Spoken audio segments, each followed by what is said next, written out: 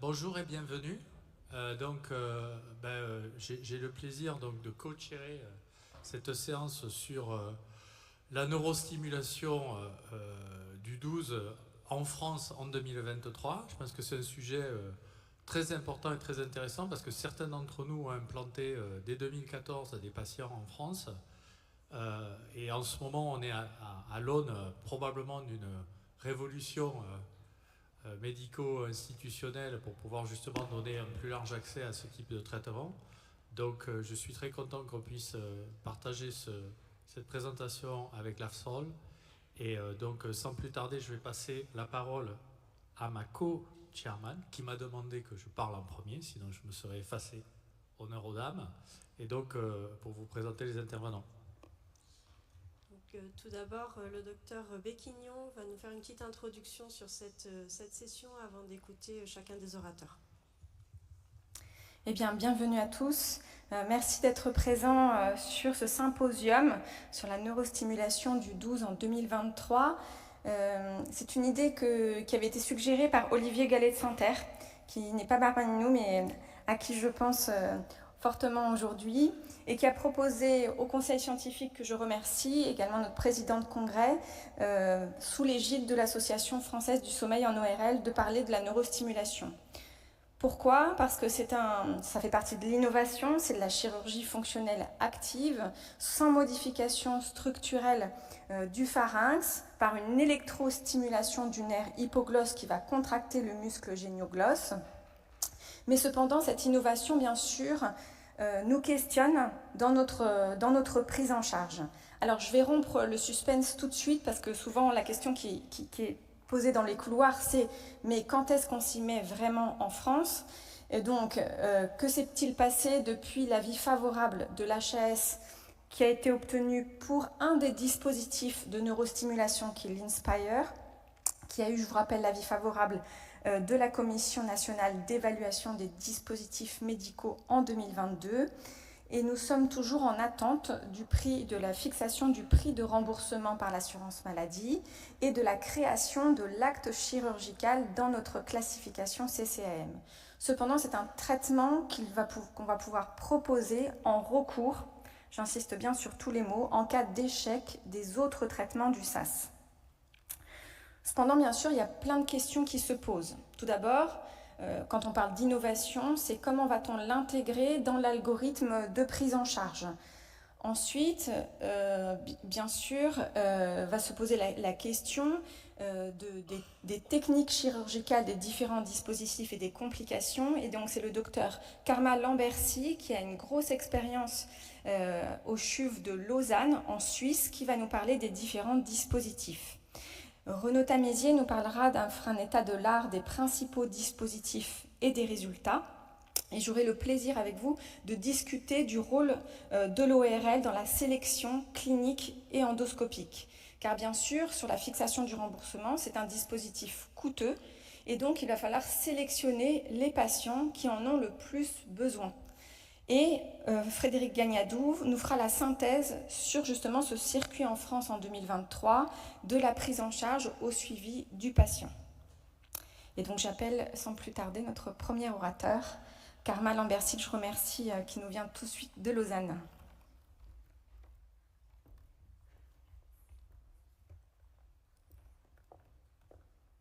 Très bien, merci beaucoup. Alors, merci beaucoup à Émile et Péguignon de m'avoir convié à ce symposium.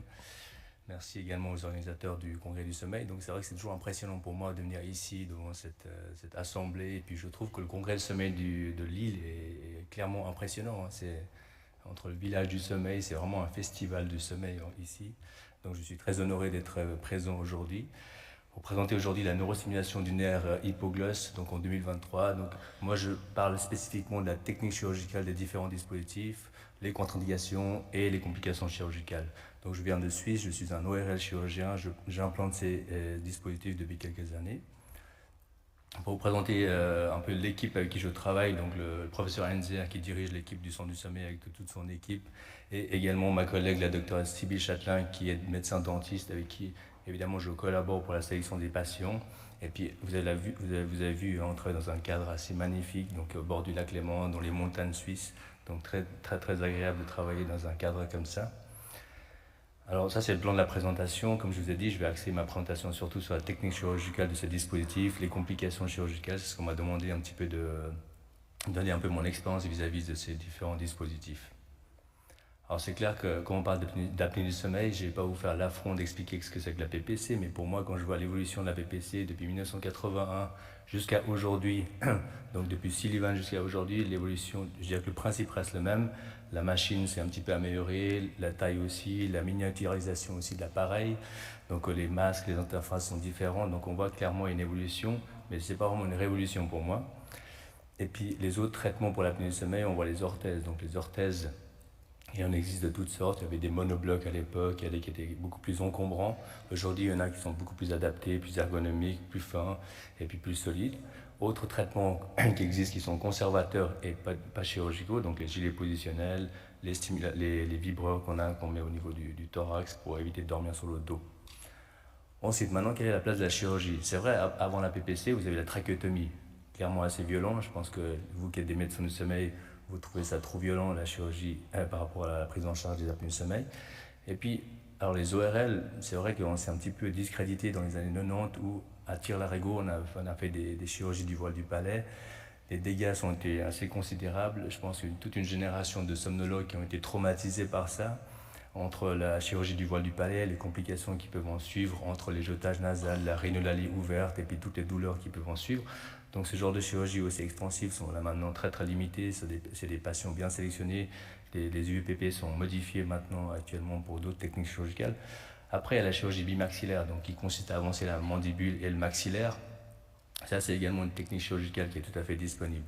Donc les différents types de chirurgie pour la chirurgie du sommeil qui existent, il y en a certaines qui sont plus, disons, efficaces que d'autres.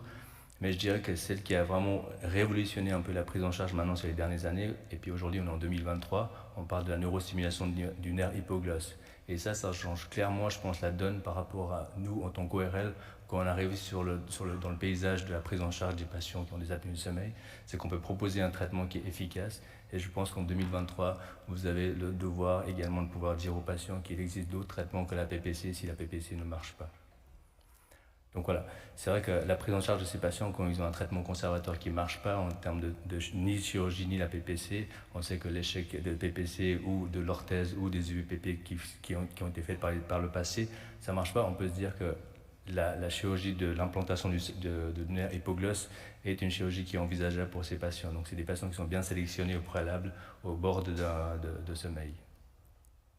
Ce qui a finalement fait la différence, je pense, parce qu'ils ont parlé, mon collègue le Dr Pépin, donc en 2014, la publication de ce papier, donc vous avez un peu toutes les stars de la chirurgie du sommeil qui sont réunies et qui ont sorti un papier sur l'implantation du nerf hypoglosse, donc du 12, la thérapie Inspire. Et puis, cet article-là avait justement inclus une centaine de patients, exactement 126, avec un implant simulateur. Et puis, ils ont pu démontrer l'efficacité de cette thérapie-là. C'est des patients qui étaient clairement sélectionnés avec des critères bien établis. Et puis, ils les ont suivis en fait sur tout le long, entre 2014 et 2019. Ils ont des résultats à 5 ans. Et puis, on voit que l'efficacité est tout à fait bonne. Et puis, la stabilité de l'efficacité est là et le succès de la thérapie est également au rendez-vous. Donc, c'est plutôt encourageant. Et finalement, c'est ce papier-là qui a été pour moi, disons, le moteur de ma motivation pour me mettre à faire des implants simulateurs.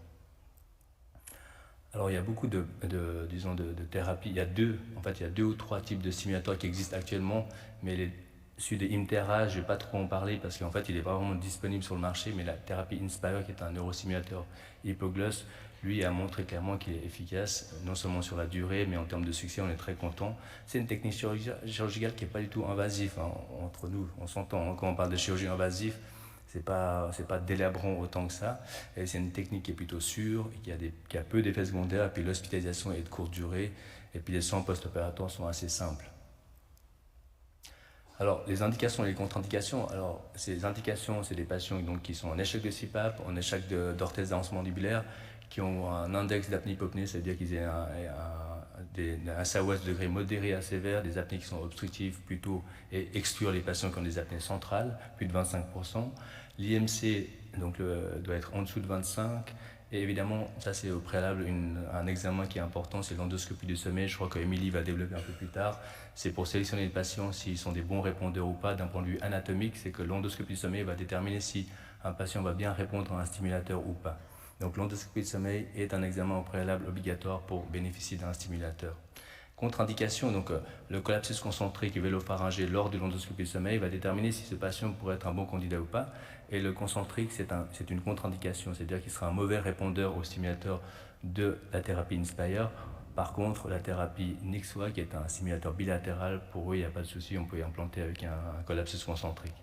D'autres contre-indications qui font partie un peu de la liste, c'est la soudure. La soudure, c'est les patients qui font de la soudure, évidemment, ça fait des arcs électriques qui peuvent faire des courts-circuits au niveau du dispositif du générateur principal. La plongée, c'est également une contre-indication à plus de 30 mètres. Et puis l'IRM, parce qu'il y a des IRM qui sont à plus que 1,5 Tesla, sont contre-indiqués pour le stimulateur à cause du boîtier principal. D'autres éléments qui sont importants pour nous, c'est que les patients qui ont des insomnies chroniques ou des douleurs chroniques ne sont pas des candidats qui sont vraiment, disons, optimaux parce qu'ils peuvent justement avoir des difficultés à utiliser le stimulateur puisque la nuit, s'ils se réveillent plusieurs fois et puis que la stimulation ne leur permet pas de dormir, c'est clair que ça va clairement modifier l'architecture du sommeil, donc ça aura un impact sur l'observance thérapeutique de la stimulation. Alors pour vous expliquer la technique, le concept, il faut comprendre un peu le concept de base de la stimulation. Donc c'est un stimulateur qui se branche directement sur le nerf en fait, qui fait bouger la langue, qui donne la mobilité de la langue. Le but c'est de sortir la langue en fait, en dehors de la bouche pendant que vous dormez, donc ça fait une protrusion de la langue. Et puis le fond de gorge en fait, il se dégage et puis ça permet de respirer évidemment mieux et de supprimer les apnées du sommeil. C'est une technique, donc il existe actuellement deux systèmes. Il y a un système qu'on appelle unilatéral qui est proposé par la société Inspire et l'autre qui est bilatéral qui est proposé par la société Nyxoah. Les deux ont leurs avantages et leurs inconvénients. La thérapie Inspire a une télécommande externe, la thérapie Nyxoah n'a pas de télécommande externe et puis par contre il y a un patch à mettre au niveau sous-mentonnier. Donc voilà, actuellement ce qui est disponible c'est les deux types de stimulateurs, unilatéral ou bilatéral. Pour commencer par la technique chirurgicale du système Inspire, donc c'est la thérapie unilatérale, ça consiste en fait en deux incisions. Donc vous avez une incision sous-mentonnier et également une incision pectorale. L'incision sous-mentonnier, on le fait pour rechercher le nerf hypoglosse, pouvoir le trouver et puis disséquer le nerf jusqu'à retrouver ces différentes branches en termes de ramification et de sélectionner uniquement les branches qui s'occupent de la protrusion. Et puis l'autre incision qui est au niveau pectoral, c'est de placer en fait le boîtier principal, donc c'est le générateur, avec une sonde qui se met en profondeur entre les muscles intercostaux pour pouvoir synchroniser en fait la respiration et la stimulation du nerf hypoglosse. Et puis ce dispositif, donc, comme je vous dis, c'est trois éléments. La stimulation sur le nerf hypoglosse qui se met comme un manchon, il y a le générateur, la batterie qui se met sur le muscle grand pectoral et la sonde qui permet de synchroniser la respiration qui est placée entre les muscles intercostaux. Donc c'est deux incisions avec trois éléments du dispositif. Et puis ce que vous voyez sur l'image supérieure, c'est que le patient, quand on a implanté le dispositif, il a une télécommande qu'il va pouvoir utiliser pour activer ou désactiver le dispositif. Et puis nous, on a une tablette qui permet en fait de paramétrer la force de stimulation. C'est-à-dire qu'on a une fourchette entre 0 et 10. Et puis on va pouvoir dire, voilà, vous pouvez naviguer en différentes forces de stimulation que vous pourrez gérer à la maison vous-même. Donc ça, c'est la technique chirurgicale, comme vous pouvez le voir. C'est deux sites d'incision qui sont assez petites, donc j'ai mis les repérages au niveau anatomique, ça va intéresser plus les ORL qui sont dans la salle que j'imagine les médecins du sommeil, mais la technique chirurgicale, c'est pas un geste, c'est pas une chirurgie qui dure des heures, c'est entre 1 heure et 2 heures de temps. Vous avez deux incisions où vous glissez dans la partie sous-mentonnier, donc trouvez le nerf que vous pouvez ici, et puis il y a les différentes branches du nerf hypoglosse avec ses ramifications. On va sélectionner avec l'aide d'un électrode de stimulation les branches uniquement qui font la protrusion. Donc pendant la chirurgie, on peut observer en fait durant la stimulation tout ce qui peut en fait s'occuper des muscles qui font la protrusion de la langue. Donc on voit l'activation et puis on va inclure dans le manchon de stimulation, des électrostimulations, les branches qui s'occupent de la protrusion. Et puis l'autre incision qui est au niveau pectoral, comme je vous l'ai dit, il sert d'une sorte de poche pour mettre le générateur principal. Et les deux incisions sont reliées en fait par un tunnel par lequel l'électrode de stimulation passe. Donc après, quand le patient il a été équipé de ce stimulateur, il revient en consultation un mois après. Alors c'est vrai que les soins post-op sont tout à fait basiques, c'est deux petites incisions avec des sutures qui sont résorbables. Et puis quand le patient en fait, il est implanté, un mois après, il revient chez nous pour, disons, des soins de plaie, mais aussi on vient regarder si la stimulation marche bien. Et puis comme vous pouvez le voir sur la vidéo, on regarde que la protrusion se fait dans la bonne direction avec une contraction de la langue qui se fait dans la bonne direction également. Et puis ça permet d'ouvrir bien le fond de gorge. Et puis nous, on a des tablettes. Donc le programmateur permet de donner une fourchette de simulation entre 1 volt, 2 volts. Donc le voltage, on va le choisir selon la tolérance du patient. Parce qu'il y a des patients qui vont plus tolérer des stimulations fortes que d'autres. Et puis quand la stimulation a été réglée, après on peut régler également les pauses durant lesquelles le patient va utiliser le dispositif ou pas. Si la nuit il va faire pipi, il peut revenir et puis le dispositif se renclenche tout seul. Et puis enfin, il faut synchroniser évidemment la respiration. Donc le capteur du senseur qui est placé entre les côtes est synchronisé avec le dispositif. Et puis chaque stimulation se fait à l'inspirium et puis la langue se contracte comme vous pouvez le voir ici. Donc ça, c'est 1 mois après la chirurgie. On lui remet à ce moment-là la télécommande en lui expliquant le fonctionnement de la télécommande. Et puis dans le suivi, c'est assez simple. Le patient il est revu à 3 mois pour faire ce qu'on appelle une polysomnographie de titration. On peut refaire, optimiser un peu et puis de manière subtile faire des nouveaux réglages sur la force de stimulation. Et puis ensuite, si le patient, on voit que d'un point de vue résultat de l'IAH et puis les symptômes du patient, on voit qu'on n'est pas très optimal, on peut refaire une polygraphie de contrôle avec peut-être que le patient a amélioré son observance et puis a augmenté sa stimulation au cours des mois qui suivent. Donc dans le suivi, grosso modo, le patient il est vu 1 à 2 fois par an. Et puis un élément important, c'est que la batterie elle se change en moyenne tous les 11 ans. L'autre technique chirurgicale qui est disponible aussi, c'est la stimulation bilatérale, donc le système Genio-Gloss, donc c'est le Nyxoah. Donc elle a la particularité de pouvoir inclure aussi des patients qui ont des collapsus concentriques. Et puis c'est un seul site d'incision, donc c'est sous-mentonnier. Elle a 3 éléments, donc 2 patchs qui se mettent directement sur le nerf hypoglosse. Et puis par contre, elle a clairement une antenne centrale. Mais après, quand on ferme la peau, on a un patch qu'on met à l'extérieur. Donc il y a un côté un petit peu boîtier externe que le patient il clip. En fait, c'est une sorte de chip qui permet la stimulation de la nuit. Alors c'est un petit peu plus visible que le simulateur Inspire. Donc ça, c'est un petit peu un album photo des différentes étapes de la chirurgie pour l'implantation du Nyxoah. Donc vous voyez, c'est une incision qui est sous-mentonnier. Elle est un peu plus grande, mais c'est qu'une seule incision. On doit traverser les différentes couches musculaires qui forment en fait le plancher buccal. Et puis quand on a traversé ces différentes couches musculaires, on va identifier le nerf que vous pouvez voir sur l'image en bas, de l'hypoglosse. Et puis dès qu'on a trouvé en fait les différentes branches du nerf hypoglosse, qu'on les a sélectionnées, alors c'est vrai que là, dans ce cas de figure, c'est 2 nerfs hypoglosses qui sont implantés. Donc on met un patch de simulation. Puis au milieu, c'est réuni par l'antenne centrale sur lequel on va pouvoir activer en fait avec cette stimulation la force de stimulation qui va être délivrée et qui va provoquer la contraction de la langue. Donc comme vous pouvez imaginer, c'est vrai qu'on disait oui, mais les patients barbus, c'est embêtant parce qu'on doit les faire raser, tout ça, parce qu'il y a un patch qui se met toutes les nuits. Comme vous pouvez le voir sur cette image, j'ai aussi des patients qui ont un bon tailleur de barbier, donc ils ont pu mettre en fait ces patchs sous-mentonniers et puis chez qui on a pu quand même maintenir ce dispositif en place qu'il utilise pour le moment régulièrement. Et les soins post-opératoires sont également assez simples, mais la seule chose c'est que le patient, au moment où on met l'activation, on lui remet en fait un paquet de patchs qu'il doit utiliser chaque jour, et puis avec le boîtier qu'il doit activer, donc qui se met à l'extérieur et puis qui rajoute chaque nuit quand il va pouvoir l'utiliser. Malheureusement, c'est clair que c'est un dispositif qui n'a pas de synchronisation respiratoire, qui stimule de manière continue. Et puis voilà, ça se fait une contraction en fait régulièrement, mais par contre ça touche les 2 nerfs hypoglosses. Et le suivi, c'est 1 fois par an. On fait également une titration à 3 mois. Alors les techniciens de la maison Nyxoah viennent au moment de l'activation. Et puis l'avantage, c'est que c'est clair que c'est des patients qui disent voilà, moi j'ai pas de batterie à remplacer, donc ils sont plutôt satisfaits dans ce sens-là. Et puis il n'y a pas de contre-indication par rapport à la soudure, à l'IRM ou d'autres éléments comme ça. Les complications chirurgicales, je pense, c'est un élément sur lequel je pense que vous êtes sensible. C'est vrai qu'il faut réaliser que c'est une chirurgie. Toutes les chirurgies qu'on faisait jusqu'à maintenant pour le sommeil, c'était dans la bouche, c'était endobuccal. On enlève les amygdales, qu'on enlève la base de langue, qu'on fasse les chirurgies du plastie, du voile du palais, c'est toutes des chirurgies endobuccales. En l'occurrence, celle-ci, c'est une chirurgie qui est extérieure. Donc les complications qui décrivent ici, c'est le suivi sur les 125 patients qui avaient été implantés dans l'étude STAR.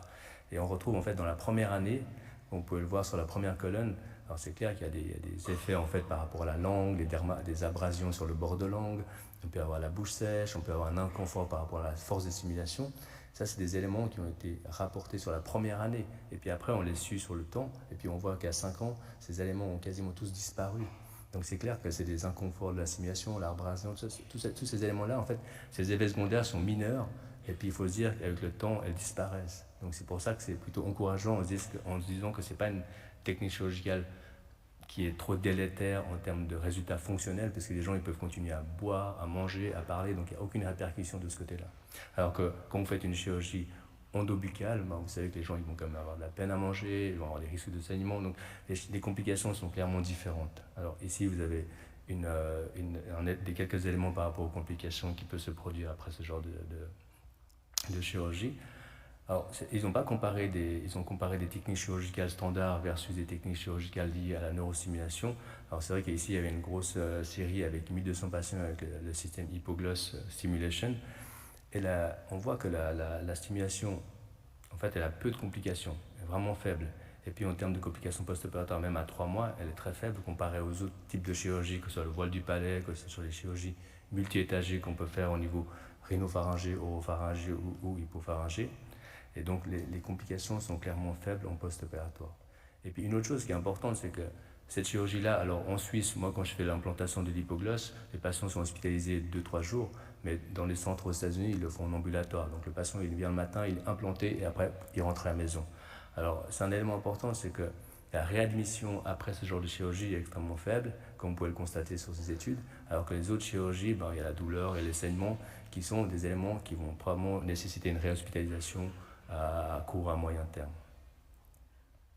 La neurostimulation, ils ont également comparé, parce que c'est difficile de comparer la neurostimulation avec d'autres types de chirurgie du sommeil, et puis ils ont quand même comparé avec la chirurgie robotique transorale pour tout ce qui est base de langue, et puis on voit que les complications gérontourées rouges sont assez faibles par rapport à la UAS, la Upper Waist Stimulation, donc c'est la stimulation de l'hypogloss, et puis les complications sont faibles si on compare à la chirurgie robotique, à la chirurgie d'extension du palais.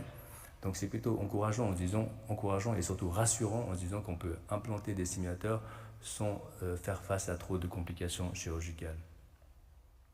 Donc voilà, moi j'espère que j'ai réussi quand même à vous convaincre que le neurostimulateur du 12 est un acte chirurgical, disons, peu invasif, mais c'est clair que c'est une technique pour moi qui est plutôt fiable, qui a peu de risques, peu d'effets secondaires, mais la technique chirurgicale en elle-même, c'est pas ça qui est plus compliqué, c'est pas ce qui est le plus compliqué. Je me rappelle l'année passée, j'avais un collègue qui me disait oui, mais c'est comme si tu poses un porte-à-4, c'est la même difficulté.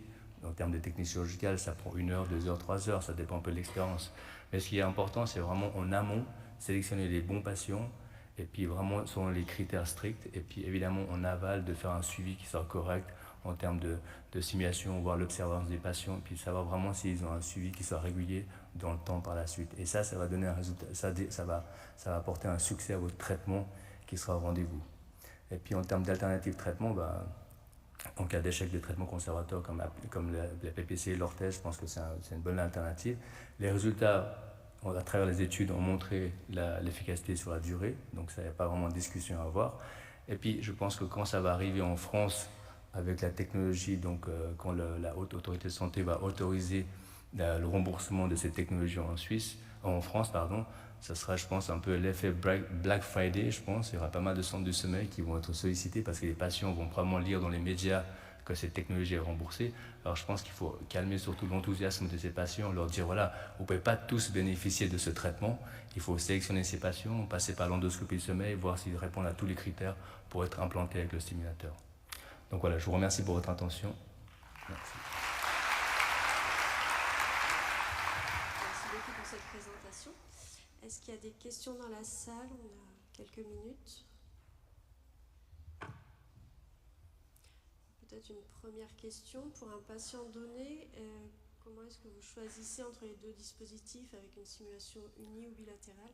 Ouais, c'est une très bonne question. C'est un peu, alors, il faut savoir que la thérapie Inspire, qui est unilatérale, a beaucoup plus de recul dans le temps, puisqu'elle était les premiers à implanter, donc ils ont plus de recul, alors que la thérapie Nyxoah, qui est bilatérale, ils ont moins de recul, donc on a clairement moins de données sur ça. Mais par contre, moi, je laisse le choix aux patients. Je leur dis, voilà, vous avez un stimulateur qui est unilatéral, il y a une batterie quand même qu'il faudra changer, donc c'est 2 incisions au niveau de la peau, alors que la technique chirurgicale bilatérale, vous mettez en risque les 2 nerfs hypogloss. Si vous avez une infection du nerf hypogloss des 2 côtés, vous l'avez dans l'os. Donc c'est quand même délicat de se dire, est-ce que c'est vraiment prudent disons, d'attaquer les 2 nerfs, ou bien on se contente seulement d'attaquer un côté unilatéral.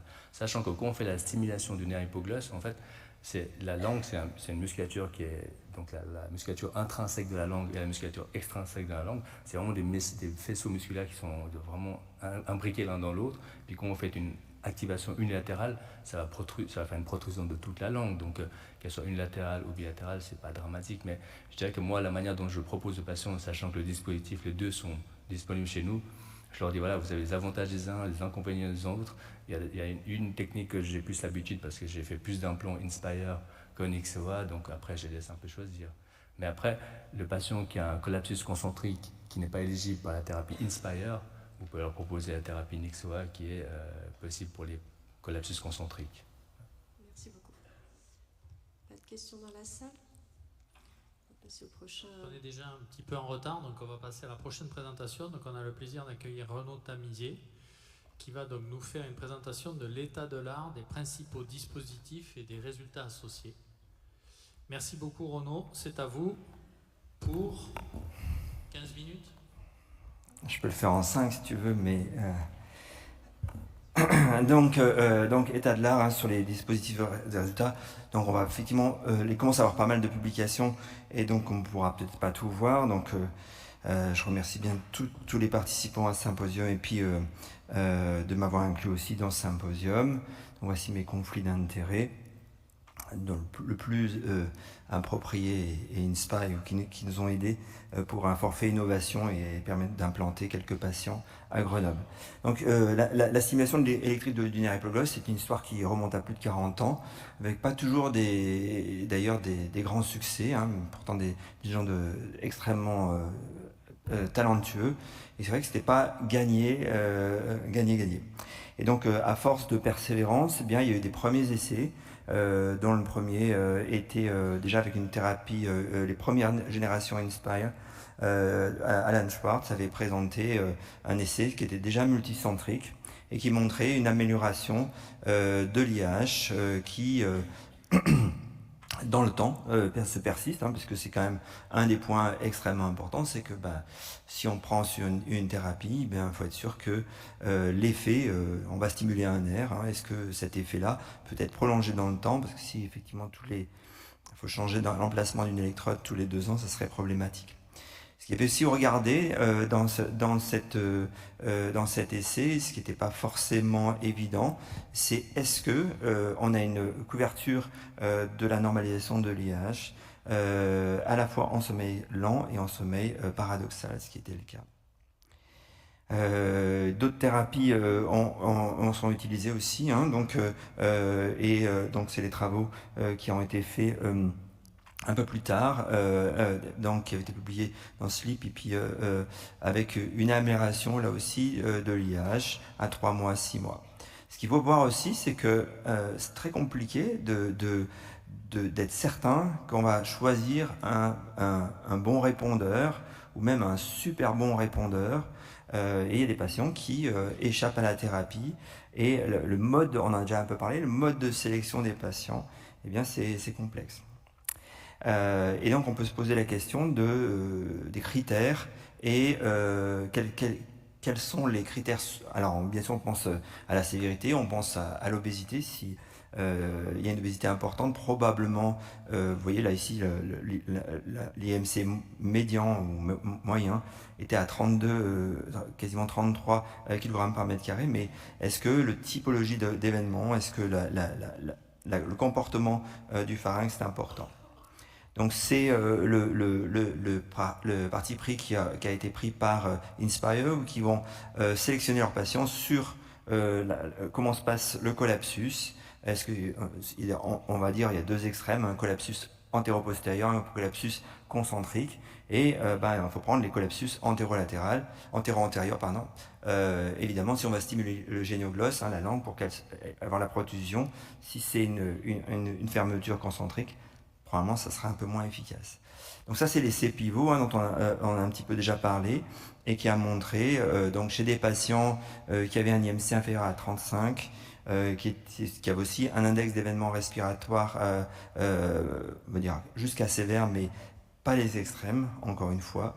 Et on avait aussi un processus donc de sélection des patients très important, hein, puisqu'on avait à peu près quasiment 1000 patients initialement, pour en inclure 126 qui allaient jusqu'à l'implantation. Alors on a un petit peu parlé des effets indésirables, hein. Donc on avait parlé de la fragilité, de la faiblesse de la langue, un inconfort à la stimulation, une langue qui pourrait avoir des lésions, d'irritation, mais qui sont transitoires. Et puis il y avait eu quand même sur les 126 2 patients qui avaient eu besoin d'un retrait, et notamment je crois que c'était un pour une cause d'infection. L'IH baisse. Si on randomise les patients, donc dans cet essai, dans le design, donc tous les patients étaient traités et après à 12 mois, il y avait un switch qui était randomisé avec une partie des patients chez qui on désactivé l'appareil et chez d'autres on poursuivait. Et effectivement, vous aviez... alors on ne revenait pas tout à fait au départ, mais alors c'est pas exactement le même les patients. Tous les patients n'étaient pas inclus dans la phase de randomisation. Mais donc on a un effet quand même assez important. Quand même, si on va dans le détail, souvent donc c'est bien de regarder si l'IH baisse, mais il faut aussi regarder combien de patients sont vraiment guéris, combien de patients sont améliorés et combien de patients ne sont pas améliorés. Et donc si on regardait, eh bien, il y avait à peu près 50% des patients qui avaient une amélioration, enfin qui étaient guéris, c'est-à-dire qu'ils avaient un index d'événements respiratoires qui tombait en dessous de 15, si je me rappelle bien, et plus de 50% de baisse de leur IH. Et il y en avait 25% qui avaient une baisse modérée, puis il y a 25% qui n'étaient pas améliorés. Après, il y a une méta-analyse qui retrouve plus d'essais qui montrent que on améliore aussi la charge hypoxique. On n'arrête pas de dire que la charge hypoxique, c'est extrêmement important sur le risque cardiovasculaire. Il faut que je surveille le temps. Si on a un nouveau traitement qui ne baisse pas la charge hypoxique, ça sera problématique. Et effectivement, on baisse la charge hypoxique. On est actif sur l'index apnée-hypopnée chez ces patients. Si un autre essai là qui montrait avec un crossover, là encore une fois, les patients quand ils sont activés ou non activés, les patients très rapidement reviennent à un état de base. Et donc c'est une thérapie qui est efficace sur le long terme. Ce qui est aussi important, c'est que c'est compliqué de voir en fait l'évolution de ces patients à long terme, et donc on a besoin effectivement de continuer à faire des collections de données chez ces patients pour voir l'évolution à long terme et l'évolution et donc dans cette étude on comparait les patients qui étaient implantés versus non traitement, mais c'était ceux chez qui on avait refusé la prise en charge. Eh bien, à long terme, on avait toujours une amélioration, et ce qui est plutôt rassurant. Maintenant, on a des améliorations qui sont à plus de 5 ans. Ce qu'il faut savoir aussi, c'est qu'il y a un bénéfice clinique pour les patients, et ça aussi c'est important. On ne va pas s'arrêter que sur nos examens polygraphiques ou polysomnographiques, mais aussi sur l'impression clinique globale pour les patients et pour les thérapeutes. Sur l'évolution à long terme des patients, là aussi ça c'est dans le registre ADER qui est un registre constructeur. Donc c'est des données à partir du Inspire Medical. Et bien vous avez une amélioration des symptômes qui se poursuit à long terme avec à la fois une diminution de la somnolence. J'ai été passé un petit peu vite, mais bien sûr on a une diminution de la somnolence, amélioration de la qualité du sommeil. Et donc cette amélioration de la somnolence, elle persiste à long terme.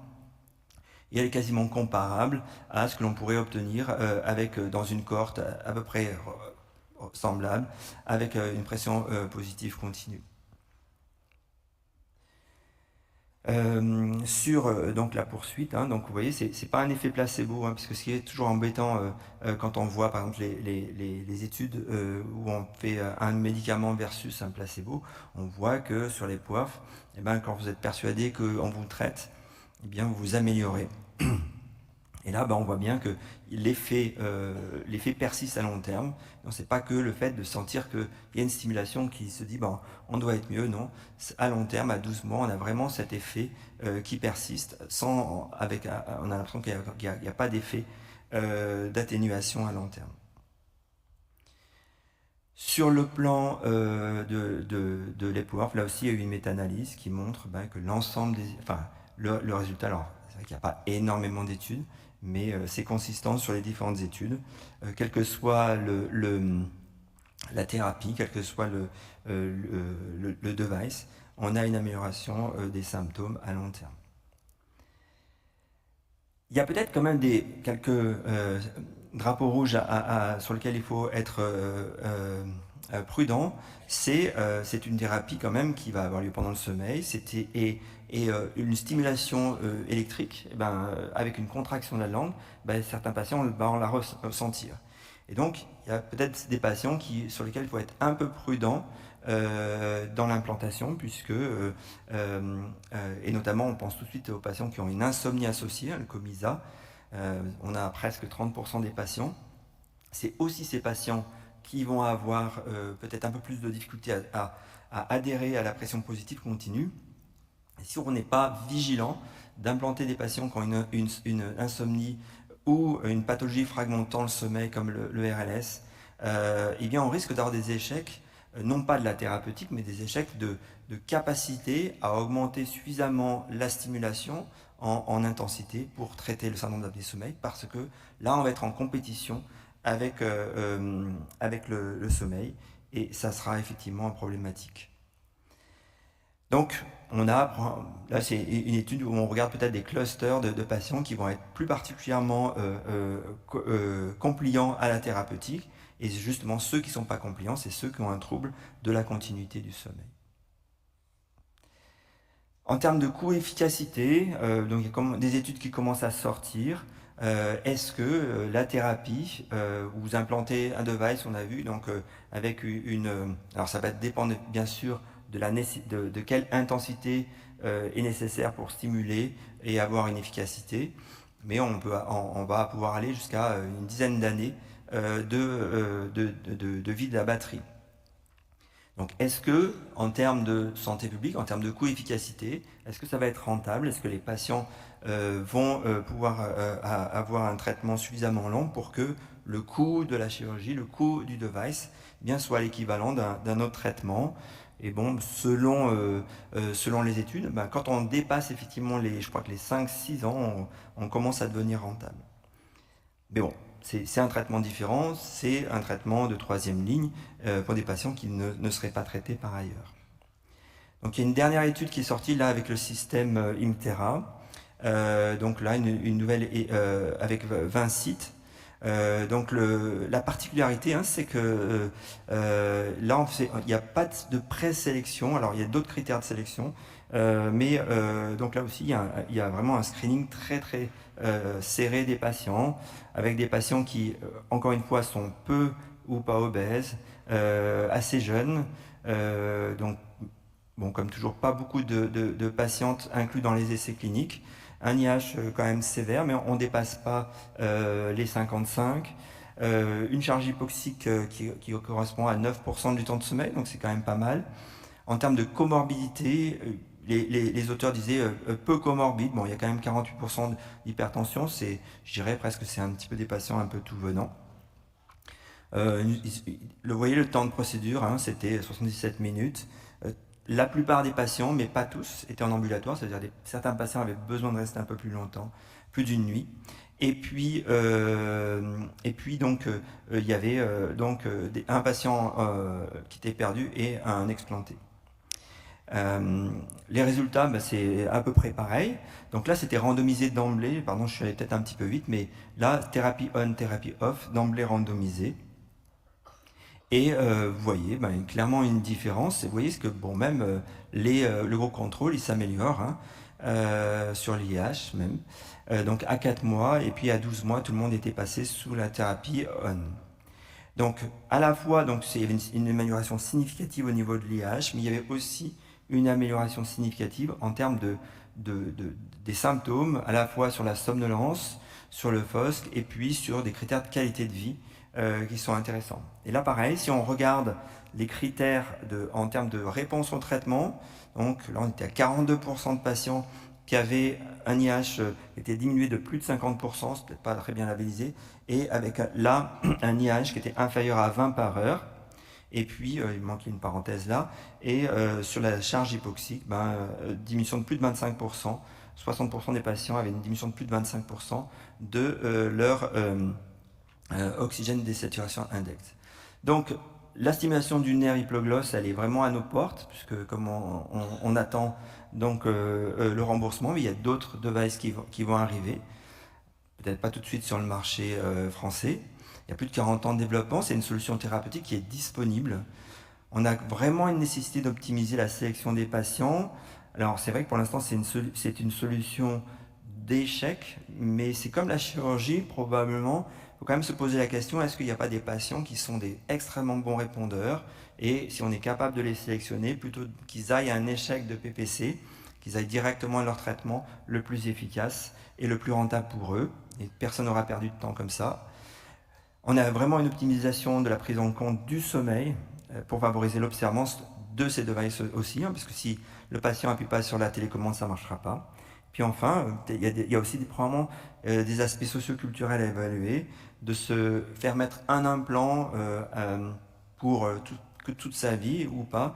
Il y a des patients qui ne sont pas dans la démarche, en tout cas, ou en tout cas, qui ne sont pas prêts à accepter ça. On a des patients chez qui on a proposé, ils étaient bien dans les critères, ils avaient le bon collapsus, mais ils disaient, moi je veux pas un appareil à l'intérieur. C'est en tout cas des choses à évaluer. Merci beaucoup.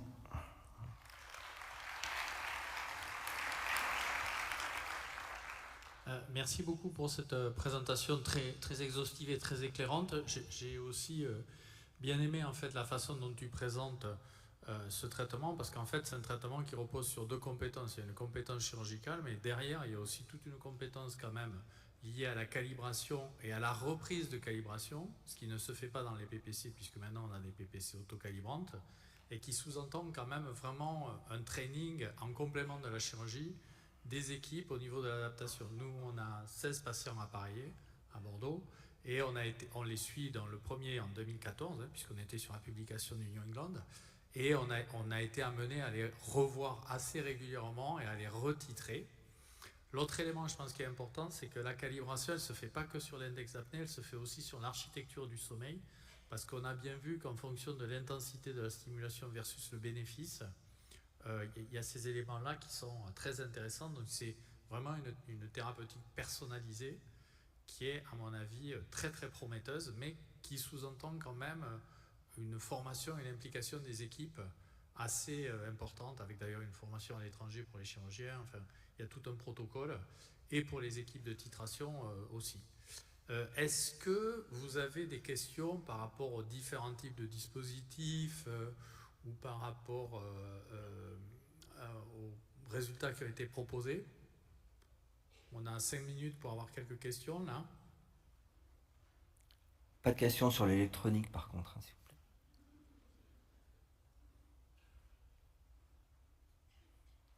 plaît. Si j'en profite pour vous donner un commentaire par rapport à ce que tu disais, Pierre. C'est vrai que la phase de titration, parfois, elle est un peu longue.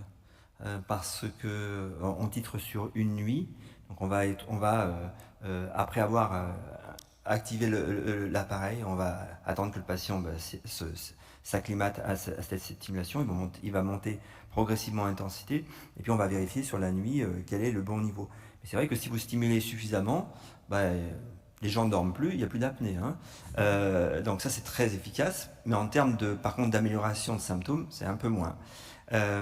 Et aussi, il y a un autre aspect qui est la synchronisation de la stimulation, parce que ce qui est très intéressant et je trouve ça même assez beau, comme on le sait tous, le collapsus, ça a lieu en fin d'expiration, et donc la stimulation, elle a lieu en partie du milieu de l'expiration, et elle couvre toute l'inspiration, donc et elle laisse un petit temps.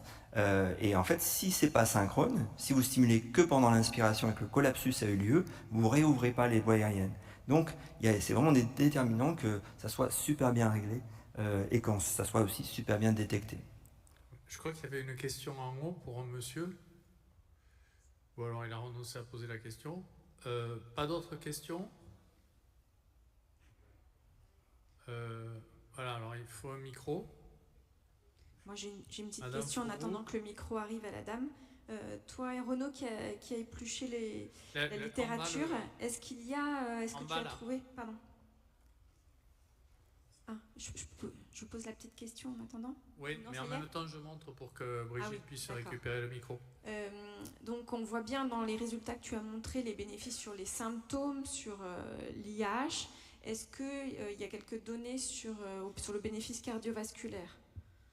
Ou pas encore? Alors, il me semble qu'il y a une étude qui a regardé, c'est vrai que je ne l'ai pas rajouté, sur l'efficacité sur la pression artérielle. Nous, on a regardé sur l'échantillon de patients qu'on a fait, et on vient de terminer le dernier patient vient de terminer le processus. Donc on va commencer à analyser les données sur la mesure ambulatoire de la pression artérielle avant-après. Alors après, c'est un design avant-après, hein, c'est en ouvert finalement, donc on verra ce que ça donne, mais c'est en tout cas ce qui parallèle aussi est peut-être à faire avec peut-être qu'on sera un peu moins efficace, mais du fait de l'observance qu'on est censé avoir meilleure, peut-être qu'on aura des effets tout aussi conséquents sur le long terme. Attends, on va passer la parole à Brigitte par correction. Parce qu'elle une question très rapide. Est-ce que le patient a la possibilité de sentir ce que ça lui fait avant qu'on implante le device? Ah oui, on va vous faire essayer, et si ça vous... Une semaine d'essai, après vous achetez. Non, mais je plaisante, mais... il démarre à la veille, oui. Oui, c'est-à-dire que... On lance le dispositif. Non. On essaye avant de l'implanter de manière chirurgicale. En fait, c'était une des idées qu'on avait fait, et il y avait d'ailleurs un interne de RL qui a fait un master dans le service, où on allait poser une stimulation, mais juste le temps d'un scanner pour regarder l'ouverture des voies aériennes. Donc c'était faisable. Et là j'ai vu, mais j'ai pas lu l'article encore, qu'il y avait des gens qui proposaient effectivement une stimulation percutanée pour aller tester effectivement l'efficacité, mais j'ai pas vu encore les résultats. Pas l'efficacité, mais la tolérance. Oui, la tolérance. Ouais. Brigitte, tout le claim, au moins pour Inspiring, parce que nous on a implanté que du Inspiring, tout le claim c'est que l'implantation se fait spécifiquement sur la branche motrice et pas la branche sensorielle. Donc a priori, l'effet n'est que moteur et il n'implique pas la dimension sensorielle, qui est très importante parce que quand on avait fait les premiers essais avec Guy Minon transcutané, on attrapait aussi les fibres sensorielles et donc ça créait des micro-éveils très importants. Alors que là, donc il faut vraiment l'implanter selon les recommandations pour justement targeter la branche motrice. Mais à l'éveil, ils le ressentent très bien par contre, hein, la contraction de la glande. Mais ils ressentent la contraction, tu vois. C'est pas une composante de stimulation nerveuse. Et juste pour information, nous on a publié dans Neurology l'effet de la stimulation sur le TME.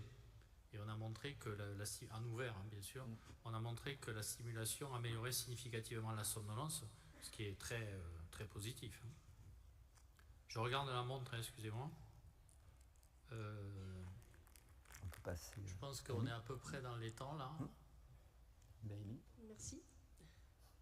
Donc on va accueillir Émilie Béquignon qui va nous parler du rôle le plus particulier de l'ORL dans la sélection et la prise en charge de ces patients.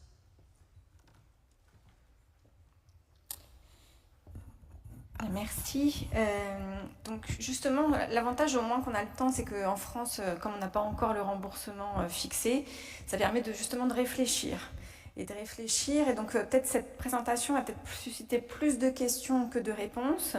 Mais justement, pour ne pas succomber au Black Friday dont nous parlait Karma Lambercy sur le stimulateur du 12, qu'on a beaucoup de patients qui nous disent « J'avais envie de tester autre chose, docteur, donc j'aimerais bien le stimulateur du nerf hypoglosse » et de se poser la question vraiment à qui on peut proposer ce dispositif. Et donc, on a parlé vraiment de la team multidisciplinaire, mais de l'ORL, les warnings aussi à avoir sur la sélection des patients.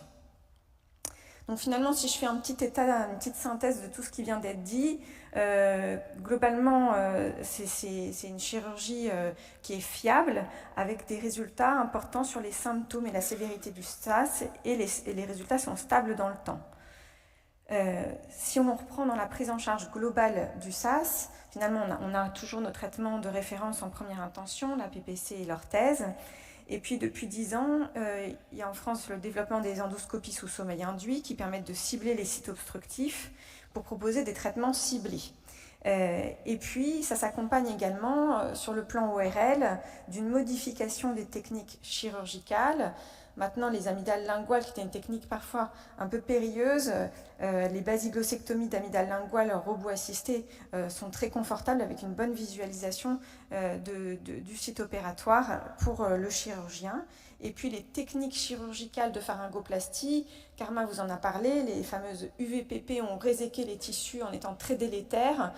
Ces chirurgies ont été abandonnées au profit de chirurgies bien plus conservatrices, de pharyngoplastie. On va resuspendre le voile parce qu'on a bien compris que le problème c'était la collapsibilité et pas le surpoids de tissu. Et puis donc l'innovation en France, ce dernier recours, le stimulateur du 12. Et bien sûr, à cela, il faut associer la perte de poids dans tous les cas, et se pose quand même aussi la question en France de la place de la thérapie positionnelle qui pour l'instant n'est pas prise en charge par la sécurité sociale. Que nous disent les recommandations, le point de vue européen en 2022 sur le stimulateur du nerf hypoglosse? En gros, ils nous disent que ça ne peut pas être utilisé en première intention, on comprend bien, pour les patients atteints de SAS en général, mais que par rapport à l'absence de traitement, eh ben, c'est mieux que rien. Voilà. Que lorsque les autres traitements n'ont pas marché, et que ce soit que tous les modes de réglage ont été testés pour la PPC, ben, quand on n'a rien, vaut mieux la PPC, vaut mieux le stimulateur. Le problème, c'est qu'effectivement, si on parle de la PPC, notre traitement de référence en France, il y a quand même, ça c'est Jean-Louis Pépin dans sa cohorte qu'il a publiée dans le CHEST, tout le monde connaît la cohorte Alaska, sur la grande cohorte de 480 000 patients, les données étant issues du système national des données de santé, eh bien on voit qu'il y a quand même 25% d'arrêt au bout d'un an de PPC sans raison valide, et même jusqu'à 45% d'abandon à 3 ans. Donc finalement, il y a quand même cette problématique de l'entonnoir, c'est-à-dire qu'on ne va pas pouvoir le proposer à tous les patients, et donc il va falloir vraiment sélectionner le bon patient. Alors, Karma vous a parlé des indications, des critères dans les publications qui ont été retenus pour sélectionner les patients. En France, les critères d'éligibilité du remboursement sont plus restreints et finalement concernent les patients qui seraient bons répondeurs à la stimulation du nerf hypoglosse. Et donc, ce sont les patients qui présentent un SAS modéré à sévère entre 15 et 50, sans trop d'obésité, un IMC inférieur à 32, qui sont en échec de traitement, et je vais revenir sur ce terme, et qui présentent au moins 3 symptômes. Donc, ça veut dire qu'il faut que c'est des patients symptomatiques. Et puis, ce warning posé sur, au moins pour le dispositif Inspire, où vous avez cette sélection nécessaire par l'endoscopie sous sommeil induit, avec la contre-indication du collapsus concentrique du voile. Donc finalement, la première question, c'est comment on définit l'échec de la thérapie. En fait, ça va permettre finalement de se repositionner, de se poser les bonnes questions. Hein. C'est comme une somnolence diurne excessive sous PPC. On va se reposer la question de la dette de sommeil, des traitements, est-ce qu'il n'y a pas une pathologie du sommeil associée, un syndrome dépressif, et donc là, se reposer des bonnes questions. Est-ce que c'est un manque d'observance? Qu'est-ce qu'on se fixe comme cut-off? Est-ce que c'est moins de 2 heures par nuit? Est-ce que moins de 4 heures? Combien de temps le patient a essayé le traitement? Ça aussi, c'est important. S'il l'a essayé que 3 mois, est-ce que c'est considéré comme un échec? Est-ce qu'on considère que c'est une inobservance malgré l'éducation thérapeutique? Est-ce que parce qu'on a essayé au moins 2 interfaces? Est-ce qu'on considère que c'est un échec parce qu'il y a un IH résiduel élevé sous PPC et orthèse? À combien on met le cut-off? Est-ce que c'est une pression de titration élevée? Alors, est-ce que c'est supérieur à 150% de la pression prédictive qu'on peut calculer? Ou est-ce qu'on se fixe comme pression, par exemple, 16 cm d'eau? Est-ce que c'est la présence de symptômes résiduels sous PPC? La présence de réveil encore en suffocation sous PPC? Est-ce que c'est une somnolence persistante sous PPC? Et là, on voit bien qu'on ouvre des champs, des pans entiers où on va vers peut-être une autre thérapeutique que la neurostimulation. Et puis, est-ce qu'un échec de traitement, ce sont la présence d'effets secondaires, des ballonnements sous PPC, des déplacements dentaires sous orthèse? En tout cas, ce sont ces questions que je pense qu'il faut qu'on se pose avant d'envisager la neurostimulation. Pourquoi? Parce que finalement, la problématique, c'est ça, c'est-à-dire que qu'est-ce qu'on fait de ces patients qui sont en échec de PPC et d'orthèse, qui sont symptomatiques, à qui on veut un traitement? Quel va être le rôle de l'ORL en particulier? Si j'essaye de synthétiser, finalement, quand est-ce que l'ORL peut intervenir dans la prise en charge du SAS de l'adulte? On a 3 indications. Soit on a une difficulté de tolérance de la PPC et de l'orthèse associée à une obstruction nasale, et là l'ORL va pouvoir aider à la compliance. Soit on est dans des cas très particuliers en intention initiale de traiter, donc ça peut être l'orthèse, soit des traitements chirurgicaux spécifiques du SAS. Soit on se pose dans l'entité des échecs des autres traitements, et là on va voir la place de l'endoscopie de sommeil et du stimulateur du 12. Donc vous voyez les 2 entités dans lesquelles on se situe. Donc concernant la difficulté de tolérance, finalement le rôle de l'ORL, la première chose, c'est que si on est en échec de PPC d'orthèse, eh bien, il faut peut-être rechercher une cause nasale. Est-ce que le patient a une obstruction nasale? Pourquoi? Comment la prendre en charge? Peut-être pour améliorer cette observance de PPC et d'orthèse. D'ailleurs, cette prise en charge est recommandée par la SPLF. Pourquoi? C'est-à-dire que finalement, derrière cet échec de PPC, derrière ce masque facial qu'on a tendance parfois à mettre par facilité, ce qui peut se cacher derrière, c'est peut-être finalement une rhinite allergique chronique qui n'est pas contrôlée, une polypose qui n'est pas contrôlée non plus, une déviation architecturale septale, l'existence d'une tumeur maligne ou un collapsus dynamique valvaire. Vous voyez bien que à un problème de tolérance, peut-être se situe une autre solution. Et puis, bien sûr, il y a un traitement du coup qui va être différent en fonction de la prise en charge, un traitement médical ou une chirurgie adaptée à chaque anomalie que je viens de vous citer. Pourquoi c'est important? Parce que des méta-analyses l'ont montré, donc cette méta-analyse elle est un peu ancienne, de Kamako publiée dans Sleep en 2015, qui montre qu'effectivement la chirurgie nasale peut réduire les pressions de la PPC de 2 à 3 cm d'eau et améliorer l'observance de la PPC avec, vous voyez, la durée moyenne d'utilisation qui passait de 3 heures à plus de 5 heures et 90% des patients intolérants à la PPC l'acceptaient après chirurgie nasale. La deuxième question qu'on peut se poser, c'est en cas d'échec des autres traitements.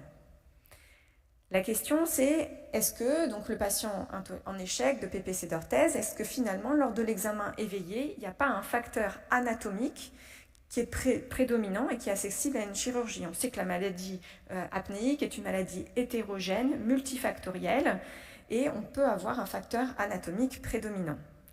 Donc dans ces cas-là, le rôle de l'ORL, ça va justement de rechercher ce facteur anatomique. Vous voyez donc là le voile de Palais, ce vélum muqueux avec ce rétrécissement rétrovélaire, ou rechercher une macroglossie avec cette langue crénelée et ce score de Mallampati avec cette petite boîte à langue avec cette grosse langue à l'intérieur. Ou est-ce un problème des bases osseuses avec un rétrognatisme, ou là vous voyez une hypertrophie amygdalienne avec un score de Friedman stade 3, où vous avez encore cette épiglotte qui est très flaccide, qui va pouvoir se collaber au moment de l'apnée, qui va se basculer en antéro-postérieur, où là vous avez un patient avec une hypertrophie des amygdales linguales. On voit bien qu'il y a un facteur anatomique à chaque fois qui est différent. Donc d'où l'importance chez les patients qui sont candidats à une alternative de faire ce bilan par l'ORL afin de préciser au mieux les anomalies morphologiques. Et puis, bien sûr, au passage, j'en profite pour redire que la nasofibroscopie, elle est systématique pour les ORL pour éliminer un processus tumoral. Il y a des études qui montrent que dans une population de patients apnéiques, il y a eu des retards au diagnostic de tumeurs bénignes ou malignes. Vous voyez, 29 mois sur cette cohorte de patients, 79 patients apnéiques, parce qu'on n'avait pas fait la nasofibroscopie. Et puis, lorsqu'on regarde justement l'étude que vous a présentée Renaud, l'étude Princeps, l'étude STARS Trial qui a été publiée en 2014, eh bien, on voit que sur la sélection des patients, il ne faut pas qu'il y ait d'obstacles anatomiques identifiés amygdaliens, grade 3-4. Ce n'est pas les bons candidats pour le stimulateur du 12. Donc, lorsqu'on a typiquement ce type de patient, bien sûr, on ne va pas proposer le neurostimulateur du 12. Et puis l'autre chose aussi, c'est l'absence de collapsus concentrique du voile à l'endoscopie de sommeil. Alors, quand penser à l'endoscopie qu'on appelle l'endoscopie sous sédation, les recommandations européennes nous disent que c'est pour évaluer les alternatives. Donc, on y est, c'est vraiment à ces patients-là, Nyxoah ou pas Nyxoah, Inspire ou pas Inspire. En vrai, ces patients, ils sont en échec d'orthèse et de PPC. L'endoscopie sous sédation, c'est un bon outil pour nous aider à la compréhension de la base anatomique de l'échec du traitement orthèse ou PPC, de réponse incomplète ou intolérance, et on va le voir pourquoi. On va le voir, et justement, c'est ce qui a guidé également les recommandations françaises qui ont été publiées en 2022, sous l'égide, vous le voyez, de 4 sociétés savantes. Et donc, qu'est-ce qu'on va rechercher ? On va rechercher à reproduire le phénotype obstructif pour comprendre la pathologie, orienter en cas de plusieurs traitements possibles et de rechercher les obstacles résiduels sous traitement ou les modifications des obstacles liés au traitement, on va le voir. Donc je vous mets la petite vidéo pour vous expliquer, pour tous ceux qui ne connaissent pas encore cet examen. Ça se fait au bloc opératoire, donc on se met dans le noir pour se mettre dans des conditions un peu tamisées pour le patient. Ça se fait sous évoque de propofol dans la plupart des centres français, au nasofibroscope souple, donc c'est pas du tout invasif, il n'y a pas de plaie, et on va pouvoir cibler les sites obstructifs. Comme vous le voyez sur cette vidéo, on va pouvoir voir à la fois le site obstructif et la direction du collapsus. Donc là, vous le voyez, un phénomène justement concentrique au niveau du voile, avec une base de langue qui est complètement dégagée et une épiglotte qui reste bien armée. Et vous pouvez même visualiser le ronflement avec la mise en vibration des tissus.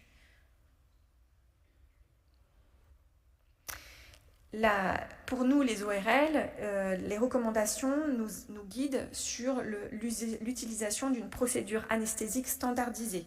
Et donc, ce qui est recommandé, c'est d'utiliser justement l'évoque de propofol afin de reproduire au mieux les événements respiratoires, d'avoir une surveillance avec un oxymètre de pouls, une mesure intermittente de la pression artérielle et un cardioscope, et également un monitoring de la profondeur du sommeil, un type d'encéphalogramme type BIS ou entropie. Et donc, l'endoscopie sous sommeil induit, on va la recommander avant toute chirurgie, sauf chirurgie nasale ou des bases osseuses. Lorsqu'on hésite entre plusieurs traitements, entre l'orthèse et la chirurgie, c'est le cas du SAS modéré, ou avant la pose du stimulateur du 12 en cas de dispositif de l'Inspire. Mais bien sûr, l'ESSI n'est pas recommandé. Avant amygdalectomie, si les amygdales sont grade 3-4 avec très peu d'hypertrophie de base de langue. Avant, s'il n'y a que l'orthèse et le seul traitement envisagé, le patient n'a pas du tout envie ni de dispositif du stimulateur ni de chirurgie, pas besoin de passer par la case endoscopie, ou en cas de SAS en sommeil paradoxal. Et les recommandations aussi, elles prônent l'utilisation de la classification VOTE afin justement de standardiser, qu'on parle tous le même langage pour visualiser le site obstructif, le V pour voile, O pour oropharynx, T pour tongue base, la base de langue, et E pour épiglottis, larynx, et la direction du collapsus, est-ce que c'est antéro-postérieur, latéral ou concentrique. Et ce qui est très important et qui nous est utile pour la stimulation du 12 en particulier, c'est de réaliser donc un enregistrement vidéo. Ça se permet ensuite, en concertation multidisciplinaire ou avec les collègues, de pouvoir discuter des collapsus visualisés et de la prise en charge. Pourquoi ? Parce que là, je vous montre un petit panel de sites obstructifs et on voit bien que les sites obstructifs vont être différents entre un collapsus antéro-postérieur du voile ou concentrique. Là, vous voyez le concentrique. Là, on voit que ce sont les parois latérales avec les amygdales qui vont se toucher.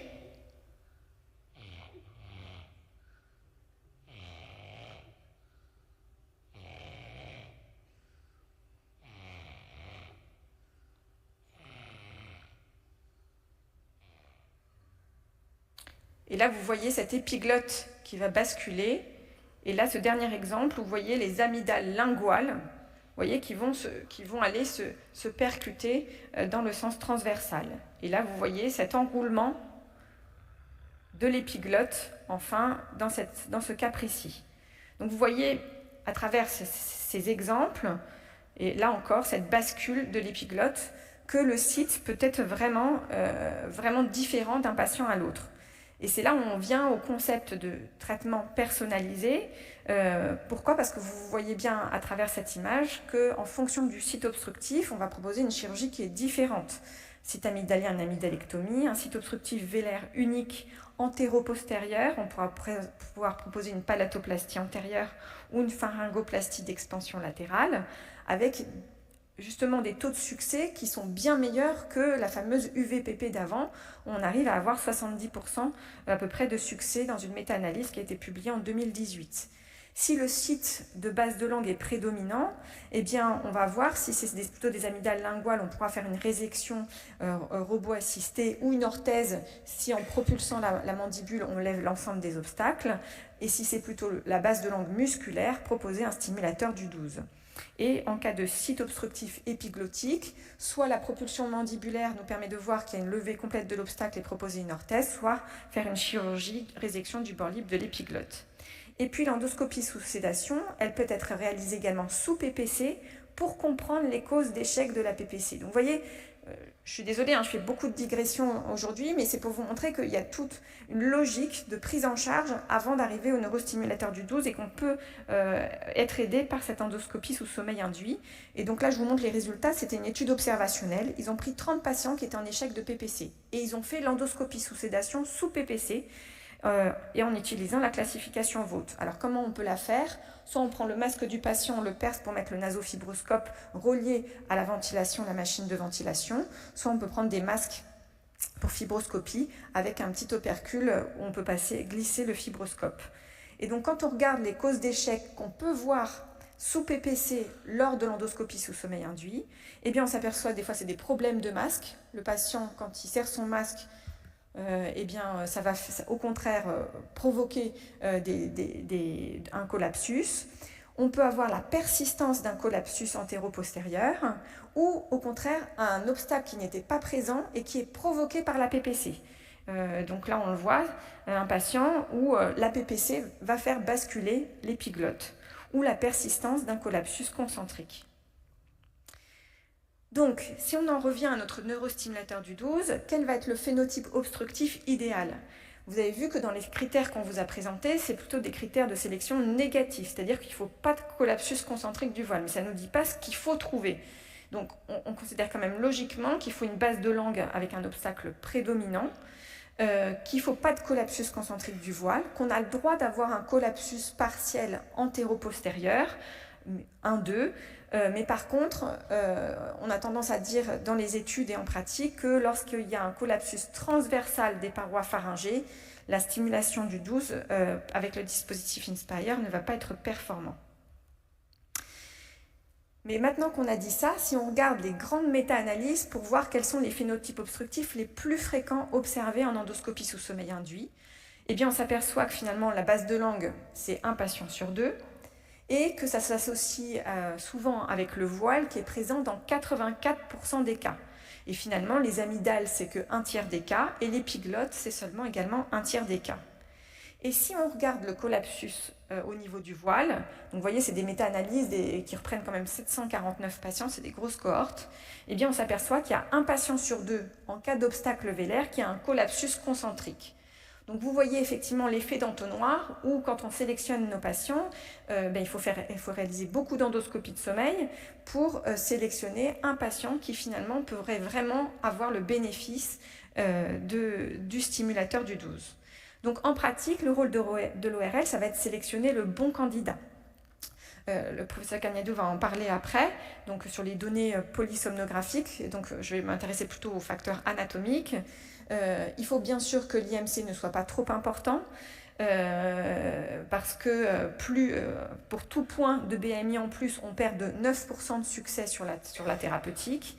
Et surtout, j'ai envie de plutôt parler de chronologie pondérale, c'est-à-dire que si c'est un patient qui a une variation du poids, peut-être que quand on va le voir, ça va aller, mais en fait, on va le retrouver 2 ans après avec son stimulateur du 12, il aura pris du poids et on sera en échec du traitement. Donc, c'est vraiment la stabilité pondérale à un poids satisfaisant. Et puis, l'âge, On ne parle pas de l'âge, vous avez vu dans la sélection des patients sur le critère de remboursement, à partir de quel âge on n'autorise plus la stimulation du 12. Je vous pose la question.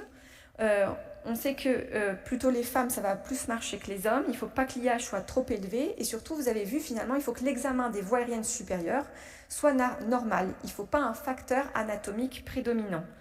Il ne faut également pas de chirurgie dans la zone chirurgicale cervicale opérée, parce qu'il va falloir disséquer le nerf hypoglosse, sinon ça va être difficile. Là, une radiothérapie dans la zone. Et puis, je vous ai expliqué le phénotype au niveau de l'ESSI.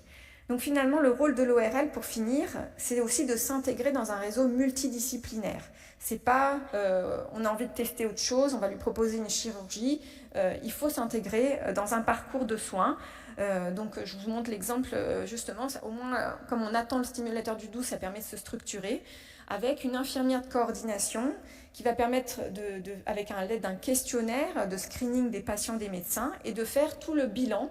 Est-ce que finalement la polysomnographie, est-ce qu'on n'a pas besoin de refaire la polysomnographie? Est-ce qu'on a fait le bilan cardiovasculaire, un bilan nutritionnel pour voir justement cette stabilité du poids, et cette réunion de concertation multidisciplinaire avec le patient lui-même qui participe à la décision pour savoir quel traitement va être efficace chez le patient. Donc pour synthétiser, le rôle de l'ORL dans la sélection des patients qui sont en échec d'orthèse et de PPC, les bonnes questions éventuellement à se poser, que je vous pose et que je me pose. Est-ce que c'est bien un échec? Est-ce qu'il y a une cause nasale de l'échec? Est-ce qu'il y a un facteur anatomique prédominant du SAS qui serait accessible à un traitement chirurgical simple, dont on espère le bénéfice? Est-ce que le patient a un phénotype obstructif compatible en endoscopie sous sommeil induit? Et puis, est-ce qu'on a fait le bilan complet préopératoire dans un réseau multidisciplinaire? Et pour ça, le professeur Gagnadou va pouvoir vous en parler. Je vous remercie de votre attention.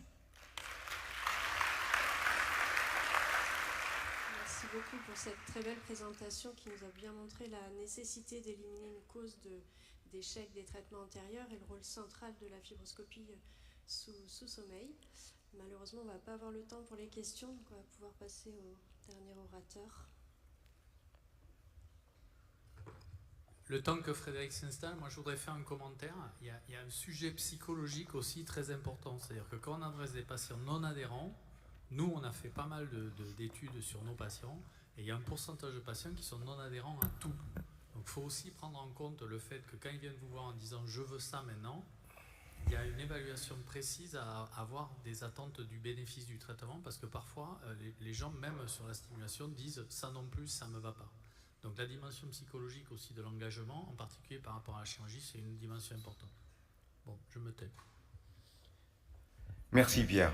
Alors, je vais parler en dernier, donc forcément, il y a beaucoup de choses qui ont déjà été dites que je vais redire, mais je vais pouvoir passer un peu plus vite et insister sur les messages principaux que je veux faire passer. Voilà, je prends 30 secondes sur mes liens d'intérêt. Alors, la première question, quand il y a un nouveau traitement qui arrive dans une prise en charge, c'est est-ce qu'il y a un besoin? Est-ce qu'il y a un besoin non couvert? Donc, quelle est la population cible?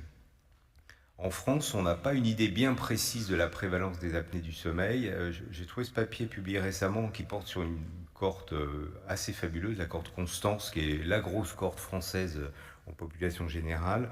Bon, ils ont fait passer un questionnaire qui est assez bien validé, questionnaire de Berlin. Alors ça nous dit qu'il y a 18% de la population adulte française qui est à risque d'avoir des apnées du sommeil. Bon, avec la limite du questionnaire, puisque le questionnaire de Berlin, c'est 2 catégories positives, vous êtes à risque. Alors évidemment, si vous êtes obèse et somnolent, on considère que vous avez des apnées, ce qui est sûrement un raccourci un peu radical, mais enfin ça donne une idée. Et puis 3,5% de patients traités dans cette cohorte. Alors si on veut regarder une cohorte qui est peut-être pas très loin de la nôtre, enfin de notre population, qui est la population de Genève ou de Lausanne plus exactement, où Raphaël Enzer a mis en place une très belle cohorte, et là on a des enregistrements. Alors si on prend le critère IH supérieur ou égal à 15 et un symptôme qui est la somnolence, on arrive dans la cohorte de Raphaël à 4,3% de la population adulte. Si on extrapole ça à la population française des 40-85 ans, ça ferait une cible de patients à traiter entre 1,5 et 3 millions de sujets en France. Alors vous voyez que la HAS a estimé beaucoup plus bas, entre 510 000 et 1 million. Je ne sais pas comment ils ont trouvé ce chiffre-là.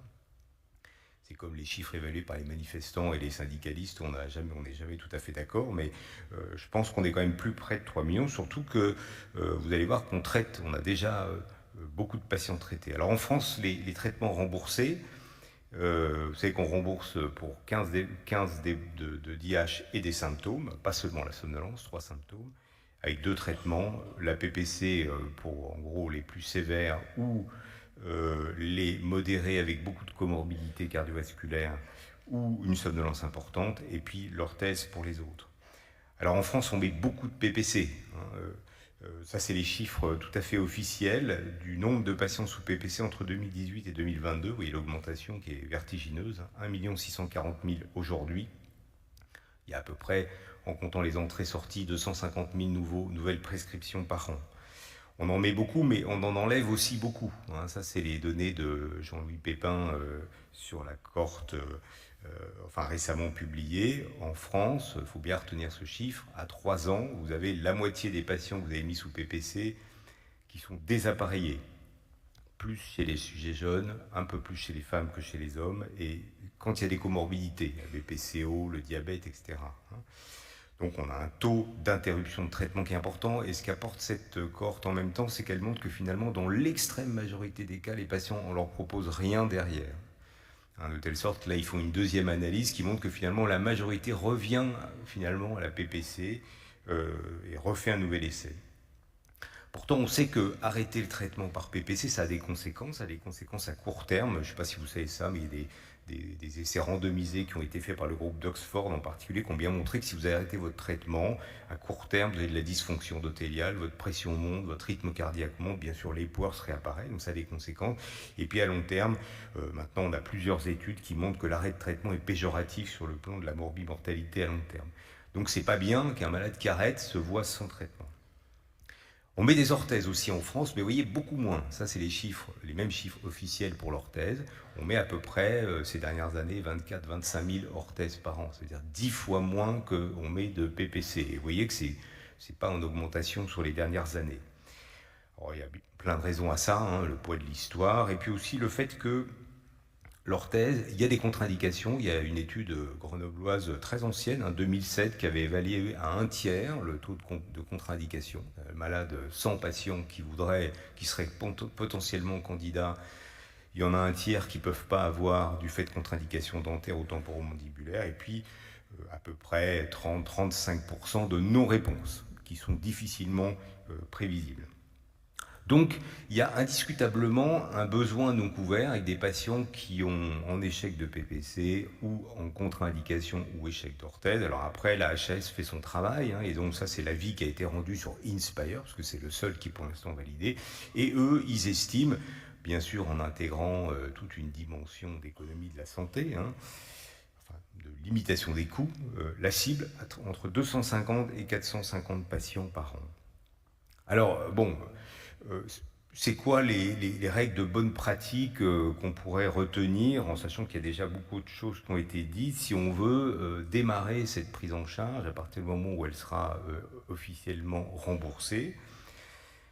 Bon, il y a la bonne indication, alors ça a été dit, il faut quand même qu'on soit sûr que le malade ait des apnées obstructives, suffisamment sévères quand même, donc 15, mais peut-être pas trop sévère. Encore, vous verrez que sur notre petite expérience que je vous montrerai à la fin, il ne faut pas trop se limiter. On a des très belles réponses chez les malades qui sont sévères.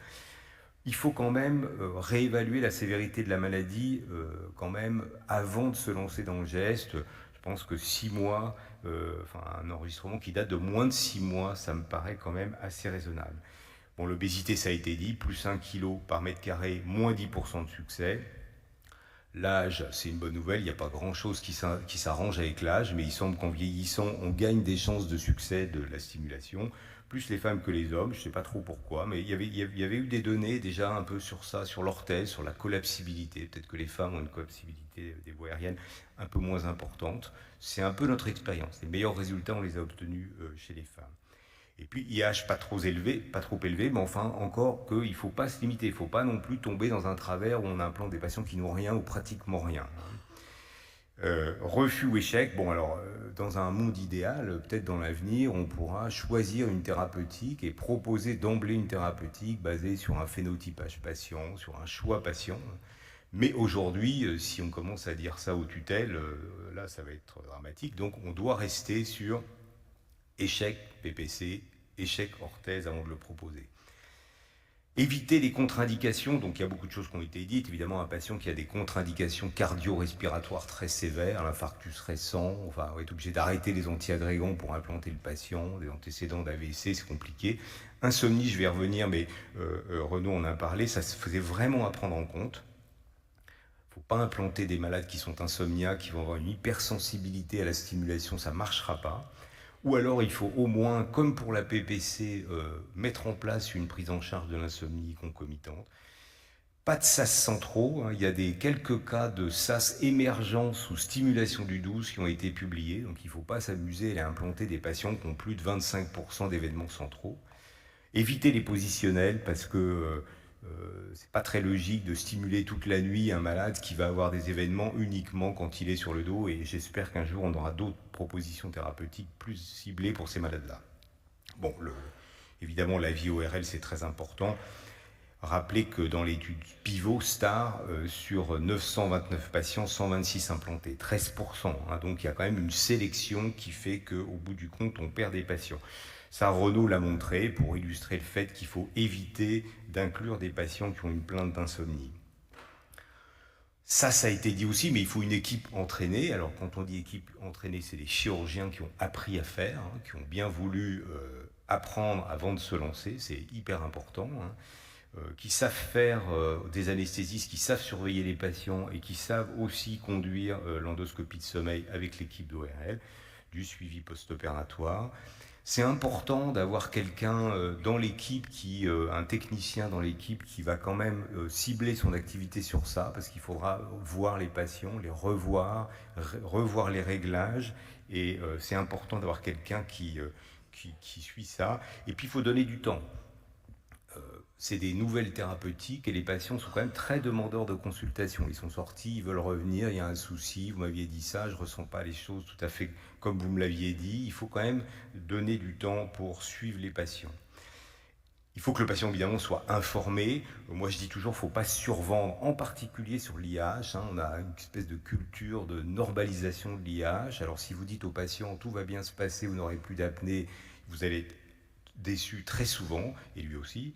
Donc on va dire qu'on peut réduire l'IH, qu'on va améliorer les symptômes et globalement c'est quelque chose qu'on obtient indiscutablement, mais ne pas survendre l'IH, bien sûr présenter les risques potentiels et puis avoir des malades qui sont motivés. Le poids c'est très important, si le malade prend du poids, l'efficacité diminuera, il faut qu'ils aient bien compris ça et admis ça.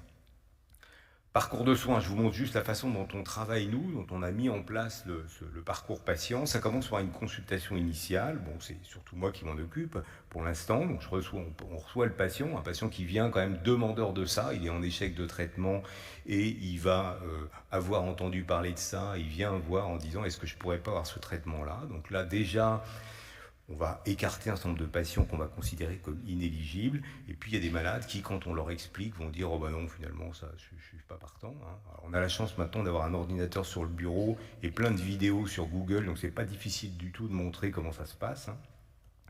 Quand le malade est motivé, on fait un bilan préthérapeutique. Et là-dedans, il y a une consulte ORL, une endoscopie de sommeil, une polysonographie pour réévaluer la maladie. C'est très important si l'enregistrement date de plus de 6 mois. Il faut faire ça. Et là-dedans, on va trouver un certain nombre de contre-indications positionnelles, apnée centrale, le SAS qui finalement est trop sévère ou finalement n'est plus du tout sévère. On a eu plusieurs patients comme ça qui sont venus nous voir dans cette situation-là. Ensuite, on les revoit en consultation commune avec l'équipe d'ORL. On a fait le bilan, on a validé le fait qu'il n'y avait pas de contre-indication. On les revoit et là, l'ORL explique dans les détails comment ça va se passer, quelles sont les complications potentielles, quels sont les risques potentiels. Et au bout de tout ça, on a le consentement ou le non-consentement et on programme une implantation. Ensuite, il y a le suivi post-implantation. Alors, il y a une période de 3-4 semaines post-op de cicatrisation, pendant lequel on ne va pas stimuler. Évidemment, le patient, s'il a une PPC, il peut garder sa PPC à ce moment-là. S'il est encore traité, on demande de changement de traitement, mais qu'il est encore traité, il n'y a aucun problème pour qu'il utilise son traitement. Et puis, au bout de 4 semaines, on va voir le patient pour mise en place de la stimulation. Donc là, on va activer le dispositif, stimuler à l'éveil, le patient va percevoir ce qui se passe, et puis on va régler une intensité de départ, le patient rentre chez lui, et il va pouvoir commencer à se traiter petit à petit. 2-3 mois comme ça, et puis on va le revoir pour réaliser la polysomnographie de titration, à peu près 3 mois après le post-op.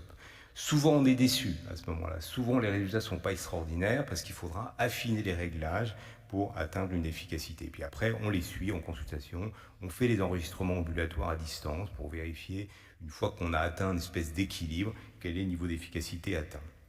Alors, je vous présente juste, c'est pas de la grande science, mais en 2 diapositives, notre expérience. Nous, on est comme Grenoble, notre directrice a bien voulu, dans le cadre d'un forfait innovation, acheter des dispositifs pour offrir le traitement aux patients. Bon, entre 2020 et 2023, 33 patients screenés, vous allez dire c'est pas beaucoup, mais vous avez bien, il ne vous a pas échappé qu'entre 2020 et 2023, on a traversé une crise sanitaire qui a quand même compromis le fonctionnement des labos de sommeil, donc c'est pas à 3 ans, c'est plutôt à 1 an et demi de fonctionnement. Alors vous voyez qu'on a écarté les patients centraux, positionnels, trop sévères, pas assez sévères. Un seul cas de collapsus concentrique en endoscopie de sommeil. On a trouvé parfois un autre obstacle ORL évident, Émilie en a parlé, c'est pour ça qu'il faut qu'ils voient l'ORL, parce que souvent ils ne l'ont pas vu avant. Parfois on va conseiller de la perte de poids, et puis il y a quand même des retraits de consentement perdus de vue, c'est pas nul. Il y a des patients qui pendant tout ce process vont dire finalement non, je suis plus très motivé. On a implanté 11 patients, il y en a 2 qui sont programmés en fin d'année. Voilà, une majorité d'hommes, âge moyen 56 ans, un IMC à 26. La durée de l'acte, nous on commençait 2020, les premiers c'était 3h30, maintenant ils sont à moins de 2 heures. Donc on a évidemment, il y a une marge de progression pour l'équipe chirurgicale. Alors, les résultats, ils sont là, encore une fois, c'est pas de la grande science, on a un effet sur l'IH, et vous voyez qu'on a implanté une patiente qui était complètement hors des clous, mais aujourd'hui, il n'y a pas de forfait, il n'y a pas de remboursement. C'est une patiente qui a un SAS très très sévère, qui est en échec thérapeutique, qui était extrêmement demandeuse. Et vous voyez que chez cette dame, on a obtenu un excellent résultat. Vous voyez qu'il y a des résultats qui sont beaucoup moins satisfaisants, mais globalement, on a un effet. Pareil sur l'index de désaturation. On a une amélioration de la qualité de sommeil chez 9 de ces 11 patients qui est indiscutable. Les patients disent « je suis satisfait de ce traitement. Pour la première fois, je dors correctement. » J'ai une amélioration de mon sommeil, on a une réduction de l'Epworth, et on a un patient qui était un échec cuisant, c'est un patient avec une insomnie qu'on avait sous-évaluée au départ, c'est un échec cuisant, il ne porte pas l'appareil, ça ne lui a rien apporté, ce serait compliqué. On a des données d'adhérence objectives, alors dans un avenir que j'espère pas trop lointain, on aura une application qui permettra de suivre en direct l'adhérence des malades, mais là on la voit à chaque fois que le patient est vu en visite, on télécharge ces données.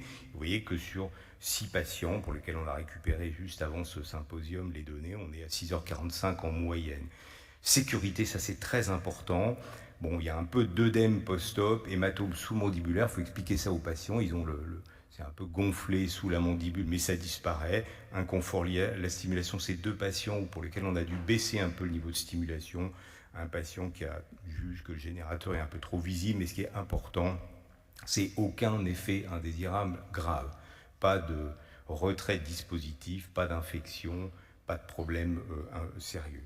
Voilà, j'ai mis ici notre équipe, c'est Laurent Lacoureille qui est chef de service d'ORL qui a lancé cette activité avec Alain Bisson, je n'ai pas pu récupérer sa photo. Et puis Julien, c'est un de nos techniciens qui nous rend un service tout à fait important dans l'aide pour le suivi de ces patients, pour les appeler, pour voir comment ils vont, pour suivre les visites, sortir les données au moment des visites. Voilà, merci pour votre attention.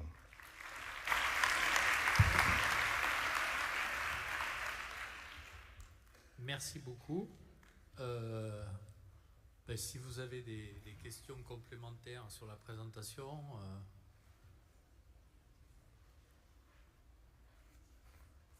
bon, avant qu'il y ait des questions, moi je pense qu'il y a un point important quand même, c'est qu'on voit, en particulier dans le circuit de l'HAS, comment les patients déjà implantés puisque quand même il doit y en avoir à peu près une cinquantaine en France. Nous, on a vécu des durées des batteries première génération qui sont plutôt 5 à 7 ans.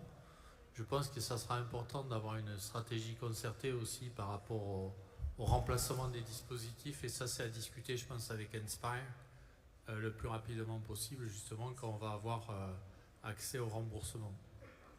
Pas de questions? Excusez-moi. Ah, il y a une dame là. Qui c'est qui a le micro? Ici, à droite. À droite. À droite. À droite. À droite là? Juste. Bon, c'est pas grave, je vous vois pas, mais je vous entends. Alors,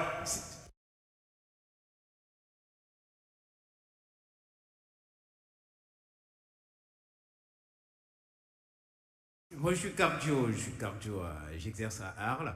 C'est juste pour rebondir concernant le stimulateur et pour les patients qui sont porteurs éventuels de pacemaker, est-ce qu'il peut y avoir des interférences entre ce pacemaker qui stimule l'hypoglosse et des bruits de fond qui perturbent le pacemaker cardiaque?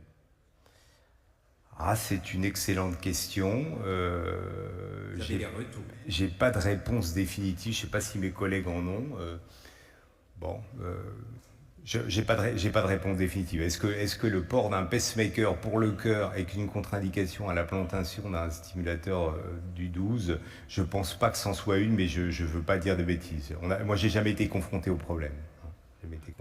Non, parce que je sais qu'il n'y a pas de problème pour les stimulateurs au niveau neuro, au niveau lombaire, mais après, c'est vrai que la proximité en termes de thorax, ça c'est un petit peu plus proche. Bon, après, ça dépend de l'intensité de la stimulation de l'hypoglosse. Pas la question. Excusez-moi, je suis docteur Carpentier, neurologue. Est-ce que vous avez assez de recul sur l'effet à long terme de la stimulation? C'est-à-dire, est-ce qu'au bout de 3 ans, 4 ans, le patient peut arrêter la stimulation et garder, et la clapsus, il va s'améliorer? Alors, moi j'ai du recul, nous on l'a pas, parce que comme je vous l'ai dit, c'est une pratique qu'on vient de démarrer. Des suivis à long terme, ça c'est très important. Il y en a pour Inspire, parce qu'il y a un registre qui s'appelle ADER, un registre international qui a plusieurs milliers de patients avec du suivi à 5 ans, même à 10 je crois. Donc on a des données à long terme qui montrent que tant que le patient continue d'utiliser son dispositif, ça marche avec une efficacité qui est stable, une réduction de l'Epworth qui est stable, une amélioration de la qualité de vie qui est stable, une réduction de l'IH qui est stable. Ce sont des données de registre, bien sûr, donc il y a toujours le problème qu'on perd un certain nombre de patients qui disparaissent et que ce n'est peut-être pas les meilleurs répondeurs, mais en tout cas, on a aujourd'hui des données tout à fait robustes. Après, si votre question c'était, une fois qu'on a stimulé, au bout d'un certain temps, est-ce qu'on pourrait arrêter de stimuler et que ça marche tout seul? Non. Dès que vous arrêtez la stimulation, les événements repartent. Il y a un élément important aussi qu'on a, nous on peut répondre, on le suit maintenant depuis 10 ans, enfin le premier patient c'est 2014, on le suit depuis 10 ans et là on les a enregistrés, Jean-Arthur qui est dans la salle je pense a reprogrammé des enregistrements. Il y a quand même un besoin de recalibrer, de retitrer, et il y a certains patients qui évoluent de façon assez surprenante. Par exemple, nous on a eu des patients qui devenaient posturaux, je crois que Grenoble a cette expérience aussi. Donc il y a quand même des évolutions dans le temps entre le couplage de la neurostimulation et le couplage de la suppression des événements respiratoires. Donc ça sous-entend quand même un suivi avec tout ce que ça sous-entend de procédures d'enregistrement et de recalibration, quoi. Il faut l'avoir en tête. Bon. Mais bon, on réajuste le traitement. En sachant que, comme pour la PPC, on a un dispositif implantable et que bientôt, on pourra avoir des informations très probablement à distance de télésuivi de ces malades-là, de l'observance et probablement aussi, mais ça je ne veux pas trop m'avancer, mais d'informations sur les événements résiduels et des choses comme ça. L'intérêt, c'est qu'on est sur un dispositif implanté et voilà.